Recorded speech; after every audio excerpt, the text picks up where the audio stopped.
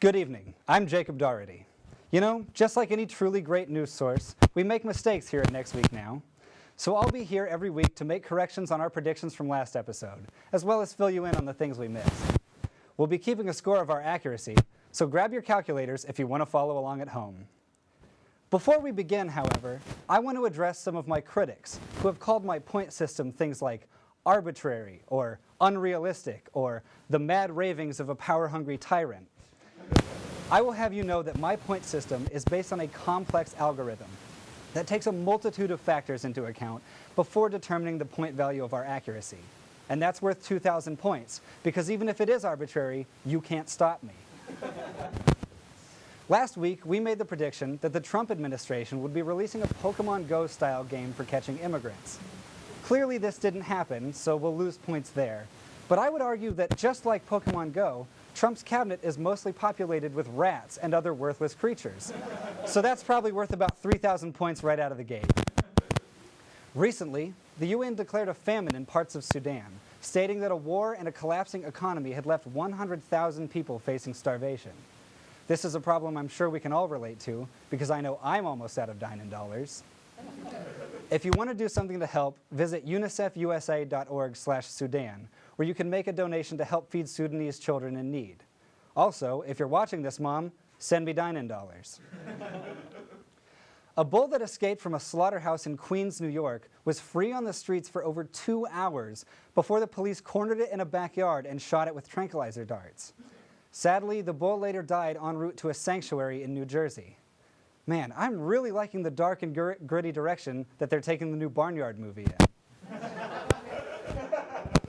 5 middle school students are to be charged with throwing a block of wood at Donald Trump's motorcade in Palm Beach, Florida. When asked about the incident, Mike Pence responded that he was glad he wasn't there, stating that he never wanted to touch big, hard wood again after that miscommunication in a Hungarian bathhouse.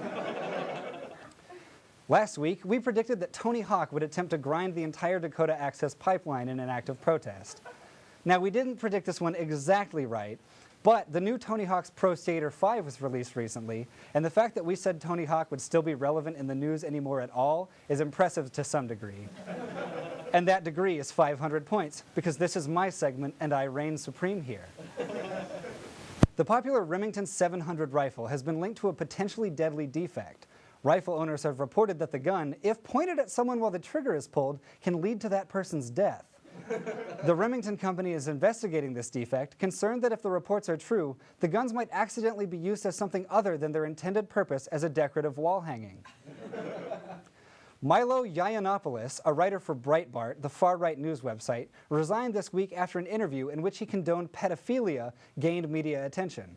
Alex Marlow, the site's editor-in-chief, suggested that the resurfacing of the video was part of a coordinated hit by the left, which makes the story sound like some kind of strange blending of the Bourne movies and Spotlight, when in reality it was just a bad person who said that pedophilia was okay and deserves to lose his job over it. Which, now that I mention it, may actually be the plot of one of the Bourne films, because at this point I have no idea what's happening in those movies. Russian officials have compiled a psychological dossier on Donald Trump for Russian President Vladimir Putin by studying his recent behavior. You know, I actually made one of those too. And I think that I will award myself 500 points for my astuteness. A recent security breach at JFK International Airport allowed several unchecked passengers to board planes. The TSA was furious about this lapse, as it meant that there were several people who had plane flights without having to be subjected to the probing reach of the TSA employees' desperate power fantasies. Employees across the U.S. were fired this week after missing work to participate in the Day Without Immigrants protest, which is painfully ironic because now these employers will have to go for much longer than just a day without their workforce.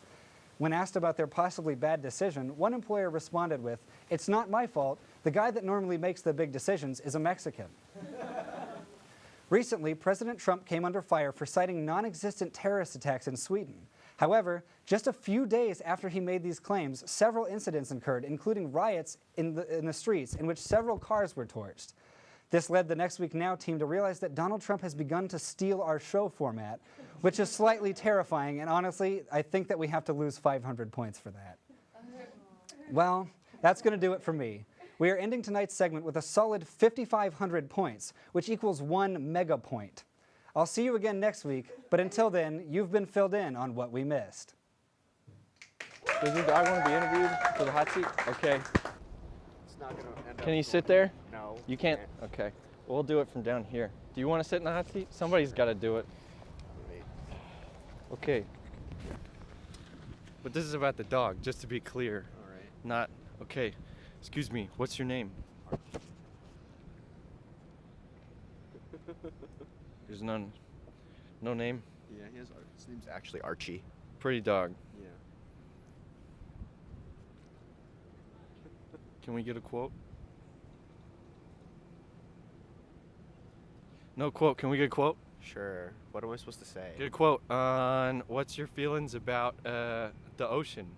It's really nice. You like the beach and the sand? Yeah, the beach. You know they make glass from sand? Yeah, they make glass from sand. I have a couple glass things from sand. Right. But it's not just, it's most, I think it's most glasses that are made from sand. Right. Do you think so, Archie? Archie? Just silent. He's a rock. Yeah. Okay. Well, that's been, Archie, you want the hot seat?